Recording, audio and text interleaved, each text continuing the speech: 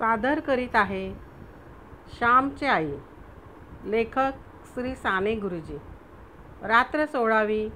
तीर्थयात्रार्थ पलायन. श्रोते हो, नमस्कार. मी आज आपणास श्यामच्या आईचे रात्र 16वी तीर्थयात्रार्थ पलायन ही कथा मी आपणाला कथन करून दाखवणार आहे. चला तर मग आपण सुरुवात करूया. सिंहस्थानात नाशिकला कन्यागतात वाईला मोठी पर्वणी येते. त्यावेळेस उत्तरेकडची गंगा, दक्षिणेकडची गोदावरी व कृष्णा यांना भेटावयास येते अशी गोड कल्पना आहे. आपल्या भारतवर्षात निसर्गाला सुद्धा कोमल भावना दिलेल्या आहेत. निसर्गाला मानवी कुटुंबातला बनविला आहे. दूरदूरच्या नद्याही आपले एकत्व ओळखून एकमेकांना भेटावयास येतात. मग माणसांनी भेद नये का विसरू? हा महाराष्ट्रीय, हा गुजराती, हा बंगाली, हा मद्रासी, हा पंजाबी व हा परदेशी असे प्रांतिक भेद आपण व्यवहारात किती आणतो. परंतु आपल्या थोर पूर्वजांनी सर्व भारताचे ऐक्य नाना रीतींनी आपल्या मनावर ठसविण्याचे प्रयत्न केले आहेत. स्वतःचे स्वतंत्र अस्तित्व राखूनही मधुर मिलन करता येते. गंगा सागराला मिळालेली आहे व तिला स्वतंत्र अस्तित्व आहे. भेदात अभेद पाहणे ही पूर्वजांची थोर दृष्टी होती. त्या वर्षी कन्यागत असल्यामुळे वाईला हजारो स्त्री पुरुष यात्रेला जात होते. आमचा लहानसा पालगड गाव वाईपासून किती दूर, परंतु आमच्या गावाहून बैलगाड्या करून कितीतरी लोक जात होते. माझे एक चुलत आजोबा, माझ्या आईचे चुलते, त्यांच्या पत्नी व इतर गावातील बरीच मंडळी जाण्याचे ठरत होते. चांगल्या 10-12 गाड्या एकदम निघणार होत्या. पालगड ते खेड व खेड ते चिपळूण असे मुक्काम करीत त्या गाड्या जाणार होत्या.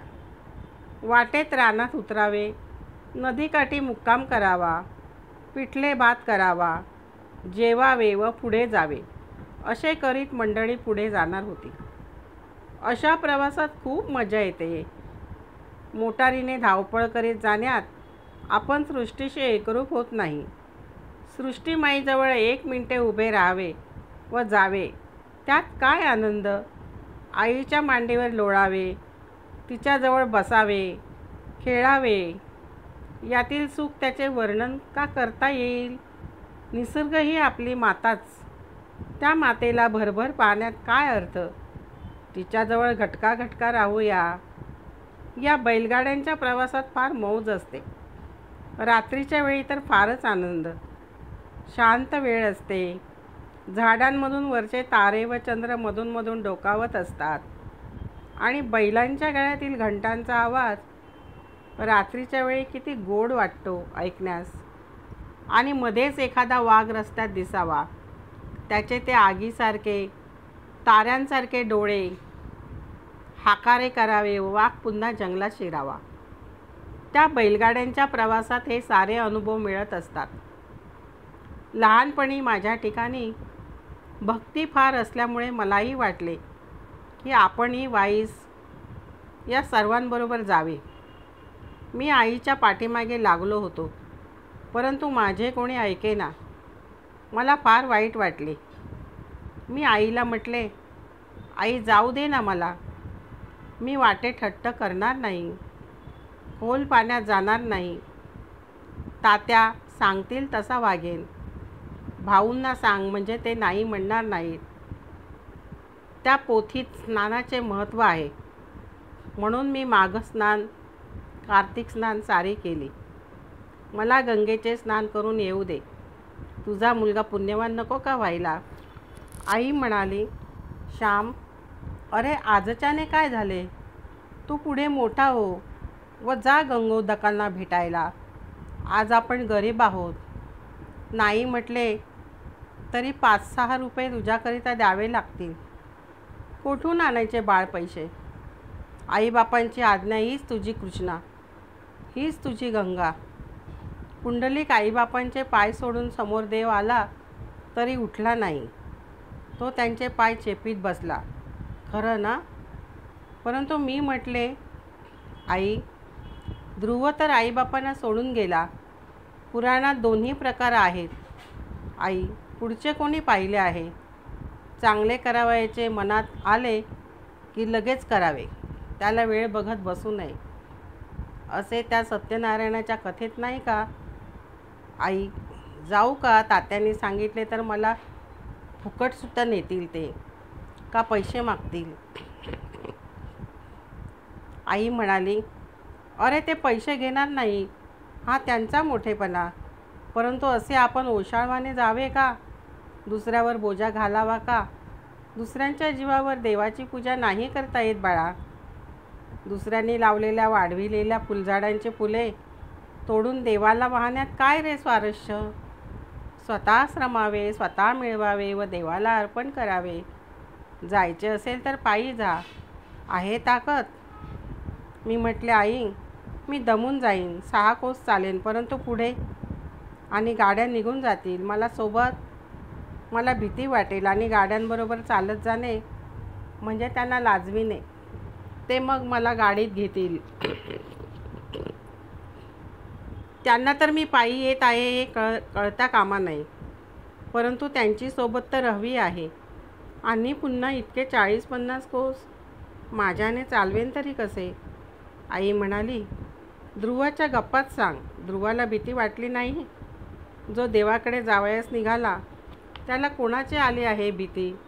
साप वाघ त्याला मार्ग दाखवतील, खाणार नाहीत. तो दमून तर रस्त्यावर झोपला व त्याच्या तोंडावर उन्हाचा कवडसा पडला तर साप त्याच्यावर फणा धरील. त्याला तहान लागली तर पक्षी चोचीतून पाणी आणून त्याच्या तोंडात घालतील. त्याला भूक लागली तर गायमाऊली येऊन त्याच्या तोंडात दुधाची धार सोडेल. देवाकडे जो जावयास निघाला त्याला सारे मित्र, सारे सखे, त्याचे सारे गडी त्याचे सहाय्य करणार. आहे का ध्रुवाची श्रद्धा, त्याचा तो भाव? वेडा, हे काय रडावयास काय झाले? अरे आपण लहान माणसे, अजून तू लहान आहेस आणि आपण गरीब आहोत. वेडा अट्ट घेऊ नकोस. मला खूप वाईट वाटले. उजाडत्या पहाटे यात्रेची सारी मंडळी निघणार होती. गाड्यांच्या पाठोपाठ त्यांना न दिसू अशा रीतीने आपण जावे असे मनात येत होते. आपण दमू, थकू, आपणास भूक लागेल, खायला काय, नाना शंका मनात येत होत्या. पाणी प्यावे व झाडाचा पाला ओरबाडून खावा. बकरी पानांवर जगते, आपण जगू. चिंचेची व करवंदीची कोवळी पाने खाऊ, असे मनात योजत होतो. रात्री विचार करता करता झोप लागली केव्हा ते कळलेच नाही. मी उठलो तेव्हा साऱ्या गाड्या निघून गेल्या होत्या. त्या दिवशी शनिवार होता, शाळा होतीच. मी पटकन परसाकडे तोंड धुणे आटोपले. झटपट आंघोळ केली, संध्या केली व नमस्कार घातले. तुळशीला पाणी घातले. पाटी दप्तर घेऊन मी शाळेत जावयास निघालो. आई म्हणाली, अरे इतकी घाई का? मी पानगी करते, ती खा व मग जा शाळेत. बन्याबापू कोठे अजून गेले नाहीत. बस जरा. मी रागाने म्हटले, मला नको जा पानगी बिनगी. खायला देतेस आणि वाईला मात्र जाऊ देत नाहीस. मला वाईची भूक आहे, खायची नाही. मी आपला शाळेत जाऊन बसतो. आई जरा रागाने म्हणाले, पुन्हा माग तर खरे खायला, मग देईल का बघ. सारे तुझ्या मनाप्रमाणे झाले पाहिजे का? मोठा राजाच की नाही तू? राजाच्या घरी पोटी जन्माला यायचे होते. भिकाऱ्याच्या घरात जन्मून राजाची ऐट कशी रे चालणार? चांगली पानगी देते ती नको म्हणतो. दुपारी पण नको जेऊस. खायची भूक नाही म्हणे. किती दिवस राहतोस उपाशी ते तरी बघते. श्याम मागे फिर. आईचे ऐकावे हो सांगितलेले, परंतु मी न ऐकता जपजप जात होतो. अजून शाळेत मुले यायला लागली होती.